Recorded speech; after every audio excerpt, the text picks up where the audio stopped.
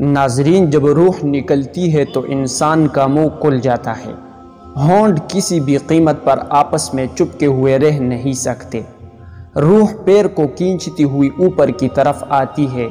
جب پھیپھڑوں اور دل تک روح کھینچ لی جاتی ہے اور انسان کی سانس ایک ہی طرف یعنی باہر ہی چلنے لگتی ہے، یہ وہ وقت ہوتا ہے جب چند لمحوں میں انسان شیطان اور فرشتوں کو دنیا میں اپنے سامنے دیکھتا ہے۔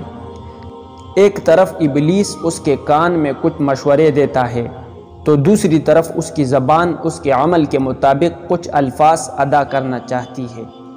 اگر انسان نیک ہو تو اس کا دماغ اس کی زبان کو کلمہ شہادت کی ہدایت دیتا ہے۔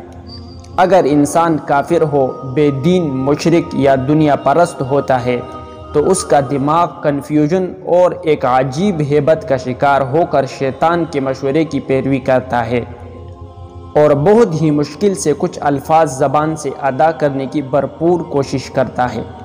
یہ سب اتنی تیزی سے ہوتا ہے کہ دماغ کو دنیا کی فضول باتوں کو سوچنے کا موقع ہی نہیں ملتا۔ انسان کی روح نکلتے ہوئے ایک زبردست تکلیف ذہن محسوس کرتا ہے، لیکن تڑپ نہیں پاتا، کیونکہ دماغ کو چھوڑ کر باقی جسم کی روح اس کے حلق میں اکٹھی ہو جاتی ہے اور جسم ایک گوشت کے بے جان لوتڑے کی طرح پڑا ہوا ہوتا ہے جس میں کوئی حرکت کی گنجائش نہیں رہتی۔ آخر میں دماغ کی روح بھی کھینچ لی جاتی ہے۔ آنکھیں روح کو لے جاتے ہوئے دیکھتے ہیں، اس لیے کہ آنکھوں کی پتلیاں اوپر چڑھ جاتی ہے یا جس سمت فرشتہ روح قبض کر کے جاتا ہے اس سمت کی طرف ہوتی ہے۔ اس کے بعد انسان کی زندگی کا سفر شروع ہوتا ہے، جس میں روح تکلیفوں کی تہ خانوں سے لے کر آرام کے محلات کی آہٹ محسوس کرنے لگتی ہے، جیسا کہ اس سے وعدہ کیا گیا ہے۔ جو دنیا سے گیا واپس کبھی لوٹا نہیں، صرف اس لیے کہ کیونکہ اس کی روح عالم برزخ کا انتظار کر رہی ہوتی ہے، جس میں اس کا ٹھکانہ دے دیا جائے گا۔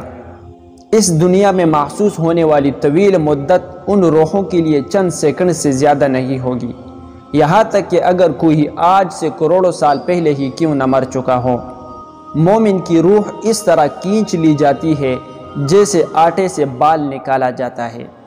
گنہگار کی روح خاردار درخت پر پڑے سوتی کپڑے کی طرح کھینچتی جاتی ہے۔